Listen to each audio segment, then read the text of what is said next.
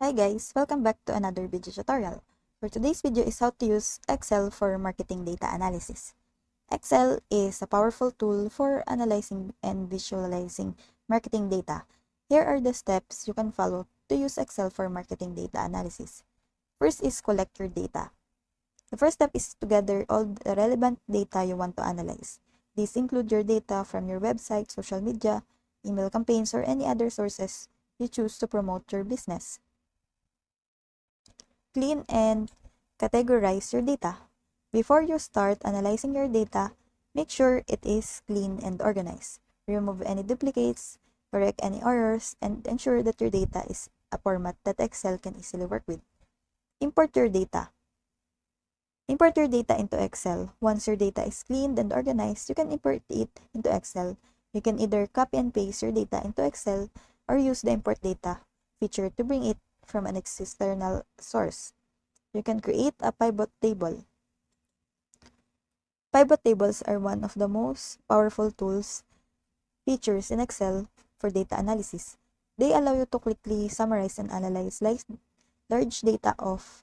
amount of data. Analyze your data. Once you have created your pivot table, you can start analyzing your data. Use the filter slicers to narrow down your data and identify trends and patterns.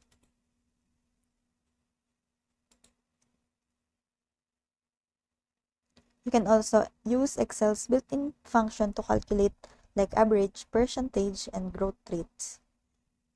Create charts and graph. You can create through Excel the charts and graph that you can use to visualize your charts. Choose the chart type that best represents your data, then customize the chart to make it clear and easily to read.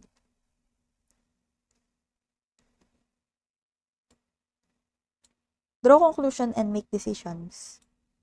Finally, use your analysis to draw conclusion and make decisions about your marketing strategy.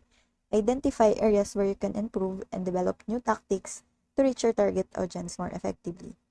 Overall, Excel is a powerful tool for marketing data analysis, and by following these steps, you can make the most of its feature to gain valuable insights and drive your marketing strategy forward. So that's it. I hope that this video helps. If you have any questions or comments, kindly put it in the comment section below and make sure to subscribe and like to our channel. Thanks!